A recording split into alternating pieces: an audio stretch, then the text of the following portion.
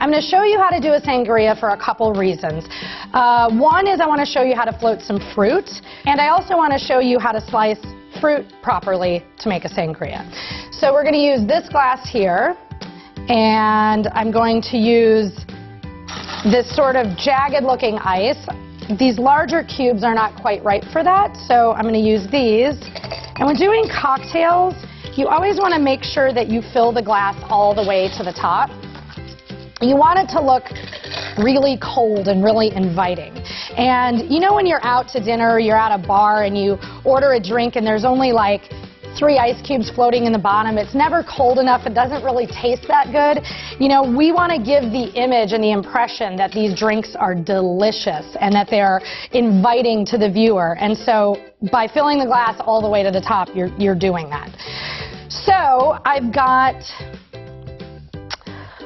a liquid here that we're going to pretend is like a Chardonnay for, say, a white sangria, but really this isn't Chardonnay. This is just some brown food colorant and water. That's all it is.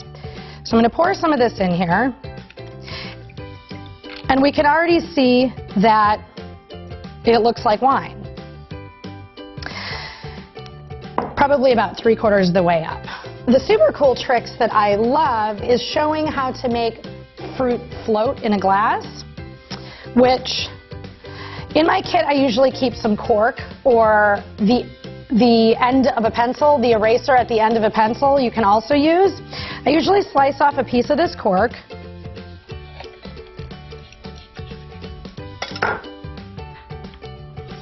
And you want to make sure that you cut it into a piece that's going to fit inside of a raspberry or inside of a blackberry or a blueberry, whatever fruit it is that you're using. And obviously the larger the fruit, the heavier they are. You'll need a bigger piece of cork. So let's see. Okay. All right. For the sake of this demonstration, I'm going to pour a bit more of this liquid into this glass so we can watch this float.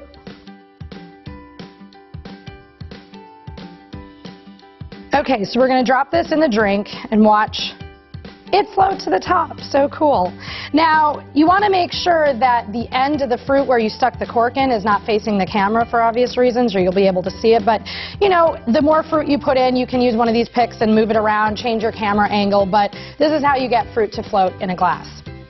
Okay.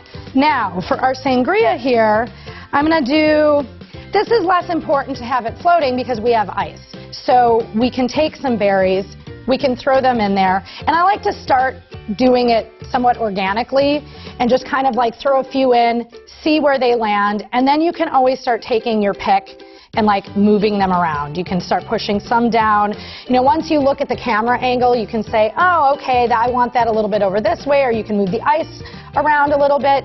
So you start by throwing in some berries. I would cut up some fruit.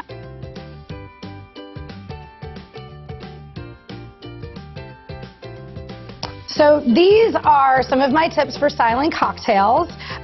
Remember, the tools are your best friends for this. I mean, because generally speaking, when you go to make a drink, it usually doesn't look like this unless you're poking it around with a skewer.